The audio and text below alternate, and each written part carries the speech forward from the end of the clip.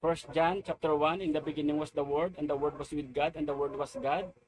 Ano ko naman balpagid sa kung maglumpata sa Book of John chapter 1 verse 14, kag ini nga pulong, ini nga word nagpakatao. Si Jesus mismo nagpakatao. Paano ta ko mabalaan nga kita ginapatalang, no? Dre, proceed ta. Paano ta mabalaan nga kita ginapatalang? Sang time to sa mga early Christians, yani Apostle John, minagwa na to yung mga manugpatalang sang time lang nila. Bisa ganag na mas interpretar pa nila ini nga verse kay kuno si Apostle John was referring to the future. Pero ang Bible nagapamatuod nga si sa verse nga nin pangambali diyan, gapamatuod yung ginatukoy na di nga manugpatalang existed na sang time pa lang nila. Kag subong gi-exist man na sa aton kag sapla buton. Kumbaga sa ila pa lang niya nag-abot na to yung mga false teaching. No? Si Apostle John amo ni siya ang nagsulat sang libro sang First John nga nagahatag warning sa aton. Kag nagambal sa Apostle John nga dapat kuno likawan ta ini nga mga pagpanudlo. Si Apostle John nagwarning sa aton nga likawan ta ni nga mga pagpanudlo. Kay hindi niya alin sa Dios nga pagpanudlo. Proceed ta sa libro sang First John. First John chapter 2 verse 18. Mga anak ko, madali na lang ang katapusan sang panahon. Ginasugiran kamo nga mag-abot ang kaaway ni Kristo. John was referring to the Antichrist. Kagkaron madamo na nga mga kaaway ni Kristo ang nagtuhaw. Gani aton hibaluan nga malapit na lang ang katapusan sang panahon. Yan ko nang bala, take note ang bali dyan. Sang time nila ni Apostle John, sa mga early Christians, nagtuhaw na ini nga mga manugpatalang. Kaya sa term pa lang niya to, nagtuhaw na. Ang ilang tsimpo, nagtuhaw na ini nga mga manog, patalang. Proceed sa verse 19. Ini nga mga tao, hindi gid matuod-tuod nga katapo sang aton grupo, sa grupo nila ni John. Amo gani nga nagbiya sila sa aton. Kung matuod sila nga katapo sang aton grupo, kuntani, nagapabilin sila sa aton. Sa mga grupo ni John, sina hindi sa tuod nga upod. Kung tutuod nga upod, nagapabilin sila Japon sa aton. Gapadayon sila Japon, gapabilin sila sa pagwalis ang kamaturan nga aton na batunan kay Kristo. Tungod kay wala sila nagpabilin sa mga sa aton kag sa teaching sa gintudlo ni Lord Jesus Christ, hindi na sila naton pa upod. Napulit ko na, bala na rin. It means of the nice la sa una, sa minsan niya na ang Antichrist. Karon mabalaan ta ni, kung enable ang Antichrist, si Bill Gates, enable ang Antichrist, si Elon Musk. Kaya mga tao gamba, pagamba ko ni John di siya nga verse, damo na di sila ang gina-refer ng mga Antichrist. Sinapagid si Barack Obama, George Washington. Sinapagid, na-mention ta na ginano si Bill Gates. Mayara man, nagambal nga ang Antichrist, si Pope. Pero amo na sila yan din gina-refer gid ni John. Kaya pati kuya, ang espiritu to sa Antikristo sa simpo ni Juan, kag ang espiritu sa Antikristo subong sa present kag sa future, ang espiritu isa lang na. Pero ang tao nga ginabensyon na ang ginagamit sa espiritu lain-lain na klase nga mga tao. Pagtapos ng generation nila ni John, ang espiritu naman to kay napatay na ina nga tao, padayo naman ni sa sini nga simpo naton subong ang espiritu man to gyapon, amo man to gyapon ang espiritu nga gapatalang kag amo man espiritu subong. Pero lain isa ka espiritu nga manugpatalang pero lain-lain kuno nga tao yang ginapang himo o kanya ginapanggamit ba. No, proceed ta sa verse 22. Sino karon ang butigon? Ang bisan sino nga nagasiling nga si Jesus hindi amo ang Kristo. Basta kuno gambal ka nga si Jesus kuno nga ginpadala sa Dios, hindi na siya amo ang Kristo, butigon kaya nga tao. Ini amo ang kaaway ni Kristo. Siya nga nagasikway sang amay kag sang anak. Okay, klaro ginambal sa Bible. Nagasikway sang amay kag sang anak.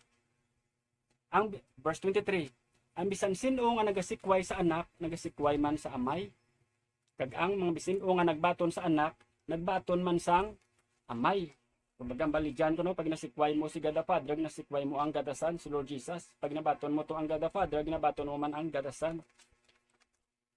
1 John chapter 4 verse 1 to 3. Mga hinigugma ko, hindi kamo magpati sa tanan nga nagasiling nga yara sa ilaang espiritu. kundi usisa aanay ninyo kun bala ang espiritu nga yara sa ila naghalin sa Dios. Hindi ka mo magpati-pati kung subong ara silang espiritu, kumbaga i-test nyo sila anay, kumbaga ina nga espiritu halin sa Dios. Kay madamo na nga hindi matuod nga mga propeta nga lapnag sa bugos nga kalibutan. Hindi ka mo magpati-pati pag ambal ni silang ara silang espiritu kuno sang Dios or espiritu sang Holy Spirit. Hindi ka mo magpati-pati, i-test nyo anay. Kaya kumbaga damo subong mga false teacher nga nagalapta sa kalibutan, naglapnag. Are 1 John chapter 4 verse 2 basahon ta. Sa sini nga paagi makilala na ninyo kung ang espiritu iya sang Dios. Muna kunong katibayan ta ini nga espiritu yagit sang Dios. Ang bisan sin-o nga nagakilala nga si Kristo nagpakatawo, may espiritu nga naghalin sa Dios. Verse 3.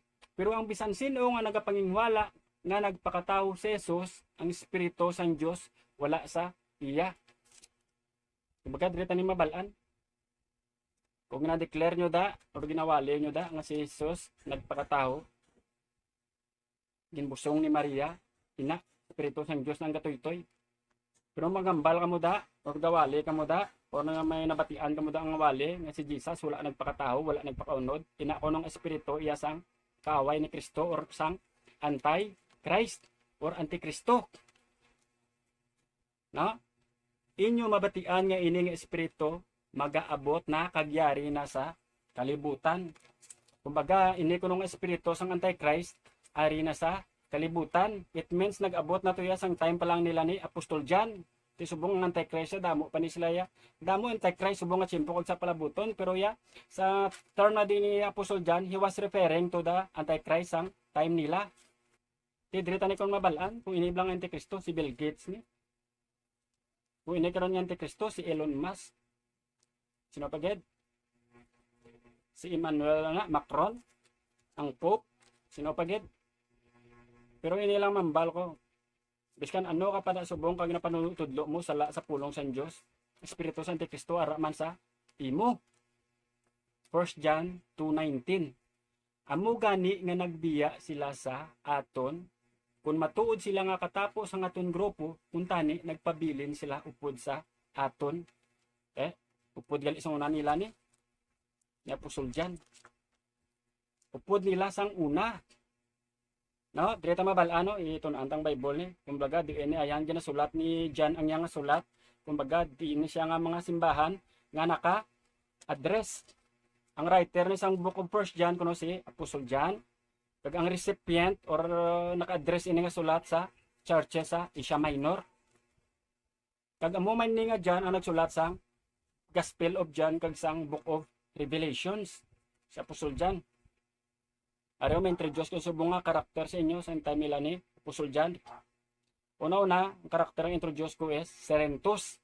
Si Serentus amo ni siya ang false teacher kag amo ni siya ang nagpatindog sang isa ka mga eskwelahan sang time nila to.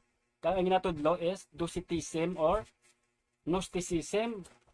Kumbaga Gnostic ni siya. No? Gnostic. Magambal ka gani kuno nga Gnosticism or Docetism, sila niya nga pagpati sa mga tao ni nga Gnostic, sa mga sini nga masala manunudlo, ang ini kunong material or lawas ng tao is evil, kag malain gini saya. Kag hindi ni siya pwede puyan kuno sang espiritu sang Dios. Kailain kuno yang espiritu sang Dios, hindi pwede ka puno sa sini nga lawas, kaysa sini kuno nga lawas malain. Allergy si Lord kuno sa sini nga mga lawas. Amo na ang mga pagpati sa mga Gnostic, katudlo Gnosticism ka, Docetism. Kag amo ni ang mga pagpanudlo ay natudlo ni Serentos sang time nila to sa early Christians. Nga amo man ang gina-refer ni Apostol John diri sa iyang libro sa 1 John. Amo nga panudlo ni Serentos to sila nga time mo. Sample ko no si Jesus, tao lang no si Jesus. Tapos ang Christ ko no nga motong nag panaog siya sa bautismuhan sa amo tuya kuno ang espiritu sang Dios. Pero sila kuno nga pwede, sila kuno nga duwa ang lawas kuno ni Kristo kag ang Holy Spirit or ang Christ, butang tang Christ gali to sang time to nga pagbaptize kay Jesus, hindi to kuno pwede magupod. Amo nang natudlo sang Gnosticism. Kaysa interpretation ni Serentoso, mati ta basahon ta. The Christ descended upon Jesus at baptism and guided him in ministry and the performing miracles, but left him at the crucifixion. Kumbaga, ini kuno nga tao, ang ini kuno gali nga Kristo, nagkunsad lang to kay Jesus, ang siya ginbautismuhan, ari example, ballpen gali. Ari, amo na kuno si Jesus, kag amo na kuno taklo, baseball, amo ni sa kuno ang Christ. Kumbaga, para sa ilala, ini ang Christ, kag lain man ni ang Jesus. Kumbaga, ini kuno nga Jesus, tao lang. Kag pabaptize kuno to niya dyan, digto kuno nagkunsad ang Espiritu ni Kristo. Pagkunsad kuno sa Espiritu ni Kristo, amo na yung nagatag milagro kay Kristo nga ma-perform ito ang Espiritu sang Kristo kumbaga nag-descend kay Jesus, kag tapos amo ni kuno ang nagatag siya gahom sa pagpangayo sa mga bulag, pagbuhi sa mga patay kag sang iban pang milagro. Kag ini kuno nga Espiritu kuno sang Kristo sang ilansang kuno si Jesus, naglupad na ni kuno, nagalina ni kuno ya sa kay Jesus ni sa lawas ni Jesus. Ang Espiritu sang Kristo naghalin sa lawas ni Jesus, kag ginpabayaan niya na lang to hasta kuno nga napatay. Amo nang natudlo sa Gnosticism, sa mga tao nga mga Gnostic, mga false teacher. No? Para kay Serentos, ang matter or ang flesh malain, kag ang Christ kuno maayo. Kumbaga, ang lawas kuno to ni Jesus malain, pero ang Christ kuno nga nagdescend sa ginbautismuhan sa amo to kuno maayo. Kag ini kuno nga duwa, hindi mo gini kuno muupod, amo to kuno nga pagpatay ni Jesus nagduwa dito ang Espiritu sang Kristo. Amo na ginatudlo sang mga tao or mga Gnostic nga mga teacher or mga false teacher, kumbaga heresies. Kumbaga sala nga pagpanudlo, magambal kita gani heresies, sala nga mga pagpanudlo or patalang. Pwede tara mabutang ang kulto. Napagad. Wala labot nga ginatinay pagit kuno ni Serentos ang pagpakatao ni Kristo, kag ini man kuno si Serentos gahambal man nga ang Dios nga amay kuno nga nagtuga to sa aton sa Genesis 1:1, nagtuga sang langit ken sa duta, kag nagtuga man sa ika-6 days ang tao sa Genesis. Sa ika-anong adlaw nagtugas ang tao sa Genesis, ini kuno nga Dios, hindi kuno matutuod nga Dios. Kaya sa pagpati kuno ni Serentos, ini kuno nga Dios nga nagtugas aton sa Genesis to, sa iya ni kuno may mas supreme pagid nga Dios. Kumbaga hindi lang kuno si Jesus to ang pagpakatao ni Jesus ang gina-deny sa mga tao nga mga Gnostic, mga false teacher, katudlo Gnosticism kag Docetism, ang gina-deny pagid nila ang God the Father. Kumbaga para sa ila, after sa God the Father, may isa pagid kuno nga Dios nga mas supreme, nga mas taas pagid sa God the Father. Kaya muna ang ginatudlo ni Serentos sang ila to nga time sa early Christians. Kumbaga ining si Serentos ginadinaya ang God the Father, God the Son, kag ang pagpakatao ni Kristo. No, amo to kag ginang ginton anta si Serentos. Isa bang proceed naman ta sa dason nga mga karakter. Kumbaga dito taplan ginang naton na ano kuno napasad si Apostol John kag si Serentos. Kag dugay-dugay patag ta na. Proceed ta sa mga next nga karakter. Ang itatlo nga tao amo si Irenaeus of Lyon. Si Irenaeus of Lyon naman siya naman disciple ni Polycarp, kag si Polycarp naman disciple man ni Apostol John. Kumbaga si Apostol John, si Polycarp or Polycarp of Smyrna kag si Irenaeus of Lyon. Ang mga tudlo ni Irenaeus of Lyon, alin man ni kay Polycarp, kag ang tudlo ni Polycarp alin man kuno kay Apostol John. Kag diri na point out ni Irenaeus nga mga sulat ni John sa 1 John siya nga libro, he was referring to Serentos. Kung ang ginatukoy natin kuno ni Apostol John si Serentos, didto ni kuno gin-address ang sulat. Kumbaga ginpawarningan niya to ang mga tao, ang mga early Christians to sa Asia Minor nga mag-aware sila sa mga false teaching kag pagkatalang ni Serentos. Kay tungod ang ginatudlo ni John ya, kumbaga si Serentos kag sa Apostol John opponent. Ang ginatudlo ni Apostol John nga ang Dios nagpakatao kag nanginupod nila sa John 1:4, John 1:14, tapos ang ginatudlo naman niya ni Serentos si Kristo kuno ya wala nagpakatao. Kumbaga gabungguan na permila teaching.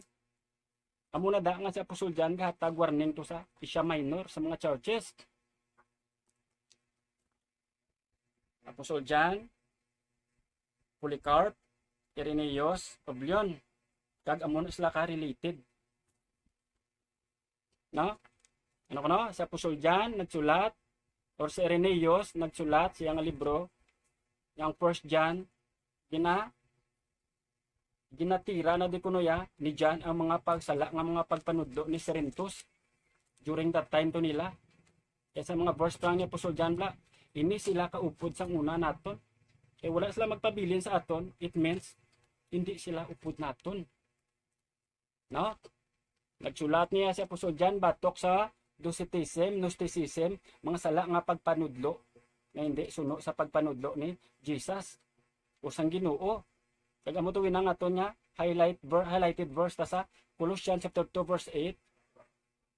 Let no man captive you through philosophy and empty deception, according to the rudiments of the world, according to the principalities of the world, rather than according to Christ.